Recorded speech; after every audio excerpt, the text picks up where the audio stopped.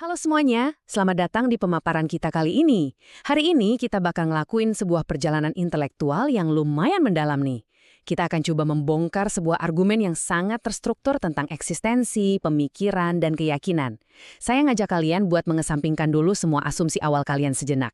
Dan pastikan kalian tonton pemaparan ini sampai habis ya. Soalnya, di akhir materi nanti, kalian bakal ngelihat sebuah gambaran logis yang benar-benar utuh tentang gimana sih sebuah keyakinan itu dibangun, bukan sekedar dari emosi, melainkan dari rasionalitas murni. Pemaparan kita hari ini tuh dibedah langsung dari sebuah literatur klasik kontemporer yang pengaruhnya lumayan besar. Judulnya Nizam al-Islam atau Peraturan Hidup dalam Islam. Tulisan Taqiyuddin an-Nahbahani. Menariknya, alih-alih ngajak kita baper atau ngasih permohonan emosional soal agama, teks ini tuh ngambil pendekatan layaknya seorang guru yang bijak. Buku ini nyajiin argumen teologisnya sebagai sebuah deduksi rasional yang super terstruktur. Jadi, step by step-nya tuh bener-bener ditujukan langsung buat akal budi kita. Oke, kita langsung selam aja yuk. Kita bakal pakai kerangka 5W plus 1H buat membedah teks ini. Mengapa mengubah mafahim? Terus apa solusinya? Siapa penciptanya? Di mana buktinya? Bagaimana cara berpikirnya? Dan kapan ini berlaku? Ini peta jalan logis kita hari ini, jadi mari kita mulai. Masuk ke bagian pertama, mengapa mengubah mafahim? Pernah kepikiran nggak sih, kenapa perubahan yang sejati, baik buat diri sendiri maupun masyarakat, itu mutlak harus dimulai dari dalam kepala kita, bukan cuma lewat aturan fisik aja? Nah, penulis mengenalkan konsep krusial yang disebut mafahim. Sederhananya gini, mafahim itu persepsi atau konsep yang udah nempel di otak kita. Teks ini ngejelasin kalau tingkah laku manusia itu selalu sinkron sama mafahim yang dia punya. Kalau kita mau ngubah kelakuan orang dari yang tadinya katakanlah kurang baik jadi luar biasa, kita nggak bisa cuma nyuruh mereka berubah. Kita harus bongkar dan ganti dulu pemahaman dasar yang membentuk persepsi mereka. Karena pada akhirnya, pemikiranlah yang nyetir segalanya. Dan ada satu ayat yang dengan brilian banget ngilustrasiin poin ini. Sumber materi kita mengutip firman dari surah Ar-Ra'd ayat 11, ini sebagai landasan argumennya. Maknanya dalam banget. Perubahan internal, yaitu perubahan intelektual dan persepsi di dalam diri kita, adalah prasyarat mutlak sebelum keadaan di luar sana bisa benar-benar berubah jadi nyata. Nah, mari kita jeda bentar buat nyegerin pikiran. Kalau emang kita harus ngubah pemikiran dasar kita, terus ide sentral apa dong yang sebenarnya bisa nyelesain kerumitan dan masalah-masalah utama dalam hidup ini? Kita masuk ke bagian kedua, apa solusinya? Mari kita cari fondasi utamanya. Penulis ini ngeklaim kalau solusinya tuh bukan sekedar nambal sulam masalah sosial satu persatu, tapi ada pada satu fondasi utama yang namanya akidah. Tapi coba perhatiin deh cara teks ini mendefinisikannya. Akidah di sini tuh bukan cuma doktrin percaya buta. Ini didefinisikan sebagai pemikiran yang sangat komprehensif dan mendasar yang ngejawab teka-teki soal alam semesta, manusia, dan kehidupan itu sendiri. Menurut Nabhani, kalau pemikiran dasar ini berhasil kita pecahkan, maka semua masalah cabang dalam hidup kita bakal otomatis terurai dengan logis. Kayak efek domino gitu. Logika selanjutnya dari akidah ini bakal nuntut kita buat mendefinisikan subjek dan objek dari eksistensi itu sendiri. Kita harus nanya nih, dari semua yang ada ini, siapa sih yang posisinya sebagai pencipta dan siapa yang statusnya cuma sebagai yang diciptakan? Bagian ketiga, siapa penciptanya? Waktunya kita kenalan dengan konsep Al-Khaliq. Nah, yang benar-benar menarik dari slide ini adalah kontras tajam yang dibangun sama penulis. Coba deh kita lihat manusia, alam, sama kehidupan. Semuanya punya kesamaan yang jelas. Kita ini terbatas, lemah, serba kurang, dan saling bergantung satu sama lain. Sesuatu yang terbatas kan nggak mungkin abadi atau azali, ya nggak? Makanya menurut deduksi logis di buku ini, semua hal yang serba terbatas ini pasti butuh sesuatu yang mutlak dan tanpa batas buat memulainya. Sesuatu itu adalah Al-Khaliq, sang pencipta, yang eksistensinya disebut sebagai wajibul wujud, artinya sebuah eksistensi yang emang wajib, mutlak, dan niscaya adanya secara mandiri. Oke, ini konsep filosofis yang lumayan berat dan mendalam, jadi kita ambil nafas sejenak buat mencerna logika tadi. Kalau kalian enjoy ngikutin gimana kita membedah konsep rumit ini langkah demi langkah, pastikan kalian klik tombol suka, kasih tahu pemikiran kalian di kolom komentar, bagikan pemaparan ini ke teman-teman, dan pastinya jangan lupa buat berlangganan ya. Balik lagi ke deduksi rasional kita.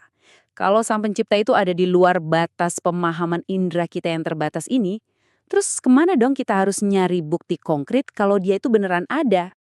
Lanjut ke bagian keempat. Di mana buktinya? Kita bakal cari fakta yang bisa diindara.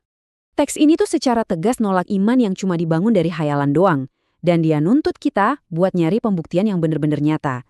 Penulis ngarahin akal kita ke 3 domain yang bisa kita amati secara langsung atau empiris. Alam semesta, diri manusia itu sendiri, dan fenomena kehidupan.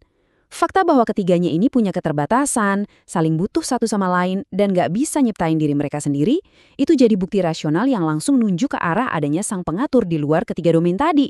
Jadi buktinya tuh nggak dicari di awang-awang, tapi justru pada kenyataan sehari-hari yang bisa kita sentuh dan rasakan.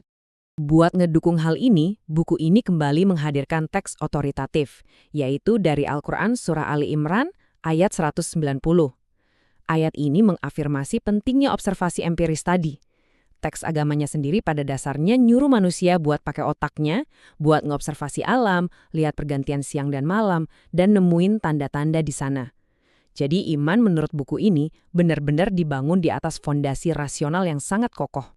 Bukti-bukti di alam semesta udah bertebaran di mana-mana kan? Tapi pertanyaannya sekarang, metodologi mental kayak gimana sih yang harus kita pakai buat memproses data-data tersebut supaya kita bisa benar-benar sampai pada keyakinan yang valid? Bagian kelima, bagaimana cara berpikirnya?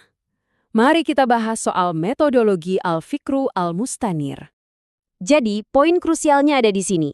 Metodologi intelektual spesifik yang diamanatkan sama buku ini namanya Al-Fikru Al-Mustanir atau pemikiran yang cemerlang. Teks ini tuh kritis banget sama iman yang cuma muncul dari perasaan baper sesaat atau yang sifatnya taklid alias cuma ngikutin tradisi nenek moyang secara buta. Islam lewat penjelasan buku ini mewajibkan kita untuk menggunakan akal sehat. Al-Fikru Al-Mustanir adalah sebuah proses di mana kalian secara sadar mengamati fakta di alam, ngegabunginnya sama pengetahuan yang kalian punya, terus mengaitkannya sampai akal kalian secara logis menyerah dan mengakui kesimpulan absolut bahwa pencipta itu memang ada. Nah, setelah sampai pada kesimpulan rasional tadi, kita masuk ke parameter terakhir dari kerangka 5W+1H kita. Kapankah keyakinan mendasar ini punya konsekuensi praktis dan mulai mengikat kehidupan kita sehari-hari? Dan ini dia bagian ke-6. Kapan keterikatan itu berlaku? Kita akan coba petakan garis waktu kehidupan manusia. Teks ini memetakan implikasi dari akidah rasional tadi ke dalam sebuah rentang waktu eksistensi kita. Coba kita lihat bareng-bareng garis waktu ini. Logikanya sangat rapih. Keyakinan menetapkan bahwa sebelum kehidupan di dunia ini dimulai, ada Allah yang menciptakan segalanya. Kesadaran akan hal ini bikin manusia sadar bahwa selama dia hidup dan bernapas di dunia, semua tindakannya harus terikat pada aturan atau syariat yang diturunkan oleh Sang Pencipta. Kenapa harus gitu? Karena setelah kehidupan dunia ini selesai, bakal ada hari penghakiman, di mana kita semua akan menghadapi hisab atau perhitungan atas apa aja yang udah kita perbuat. Kesatuan dari 3 fase waktu inilah yang menghasilkan sebuah solusi hidup yang benar-benar paripurna. Jadi, untuk merangkum perjalanan intelektual kita ngebedah buku Nizam al-Islam ini, iman yang hakiki dalam pandangan teks ini tuh sama sekali bukan lompatan buta di dalam kegelapan. Justru, iman adalah destinasi akhir dari sebuah deduksi yang super terstruktur. Dimulai dari kita sadar perlunya ngubah cara pandang, terus meneliti keterbatasan alam semesta, memprosesnya dengan pemikiran yang cemerlang, sampai akhirnya kita secara sadar tunduk pada kesimpulan rasional yang mengikat seluruh jalan cerita kehidupan kita. Pemaparan kita hari ini saya tutup dengan satu pertanyaan provokatif yang dilemparkan oleh sumber materi kita ke ruang pikiran kalian. Kalau kalian ngelihat lagi sistem keyakinan dan prinsip hidup yang kalian pegang sekarang, apakah fondasinya dibangun dari observasi dan pemikiran cemerlang? Atau jangan-jangan itu cuma kebiasaan turun-temurun yang diikutin secara buta? Sebuah pertanyaan yang pastinya layak banget buat direnungkan. Makasih banyak udah ngikutin pemaparan mendalam ini sampai akhir. Teruslah berpikir, teruslah bertanya, dan jangan lupa buat suka, komentar, bagikan, dan berlangganan biar nggak ketinggalan materi-materi tajam kita berikutnya. Sampai jumpa!